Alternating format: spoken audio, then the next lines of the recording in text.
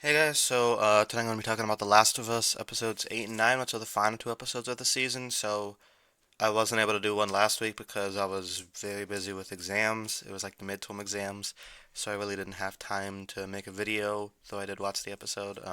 So yeah, I'm just going to be talking about 8 and 9 together, and holy shit, these were amazing. These were great. Episode 8's an A, episode 9's a A minus, just because it's not because it's episode 8. Okay, let's talk about episode 8 first. Holy shit, that was like just an adrenaline rush. I gotta say, Bella Ramsey, this is probably her best episode. She was flawless in this.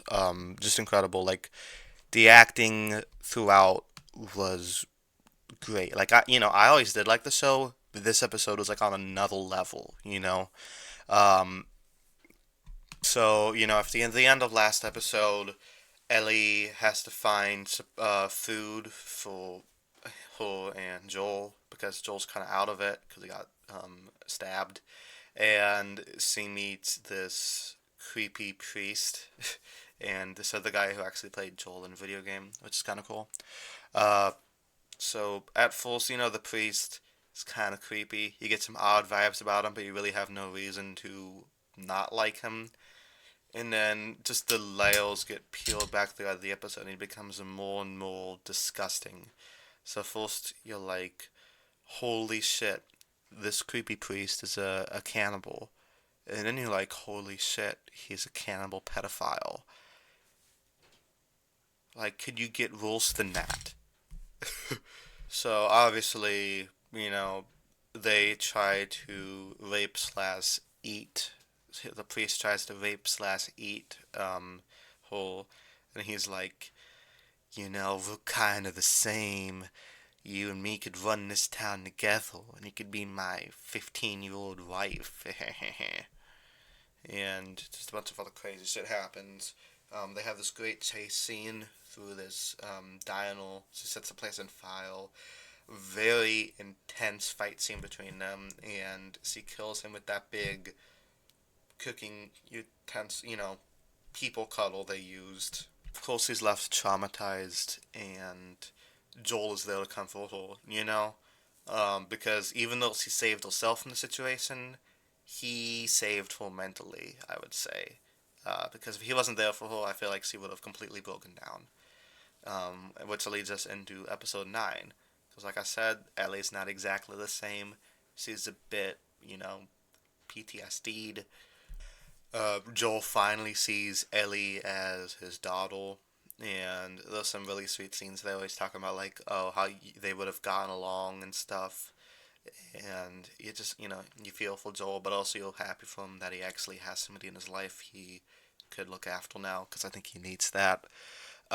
You They enter the hospital, and Marlene's like, "Oh yeah, like by the way, to make the cure, we have to take Ellie's brain out." And Joel's like, "No, I'm not doing that." So he escapes. He kills like at least 30 people.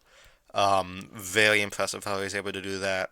Little unrealistic, but I think he was like in the army or something. So I don't know. And they're just a bunch of doctors, but still don't know how he managed to do that. Um, Maybe through the power of friendship. You could, I guess that saves Ellie, kills Moline, and then he lies to her, about what happened. He was like, "Oh yeah, we were ambushed, and the cure didn't work, so everything's fine." I think Ellie knows he's lying, and it's a very interesting choice he made, because you go back to like the Star Trek 3 thing, where it's like the needs of the many outweigh the needs of the few. Should Joel have let Ellie die so she could save the whole planet? Or would um would he save Ellie because he loves her, obviously? And does this cure even work? Do we know if this even works? Who knows? And I like how it's not portrayed as black and white either, because we see how much Marlene cared about Ellie's mom, also played by the lady who played Ellie in the video games, which is also pretty cool. So we see that like this isn't an easy choice for her either, but she does what she thinks is right, and Joel does what he thinks is right, and it's just a very brutal scene where he shoots her. Very well acted by the both of them, I would say. This is kind of like the culmination of Joel's character arc. You know, he begins the series like, I don't care about anybody. I'm just doing what it has to be for me, kind of like a Han Solo thing. And then through the power of friendship, he cares about other people. It's great. I love it, and I feel like in season two, Ellie's gonna find out what really happened, and it's gonna create a rift between her and Joel. And I can't wait to see that. I know it's an HBO show, so we're probably gonna have to wait like 2 years for the next season.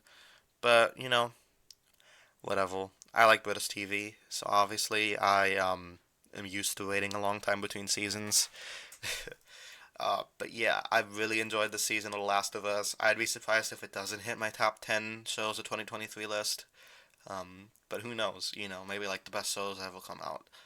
But as of right now, I loved it. And, you know, I cannot wait for season two. Let me know what you guys think about it down in the comments below. And, yeah, what you liked, what you didn't like.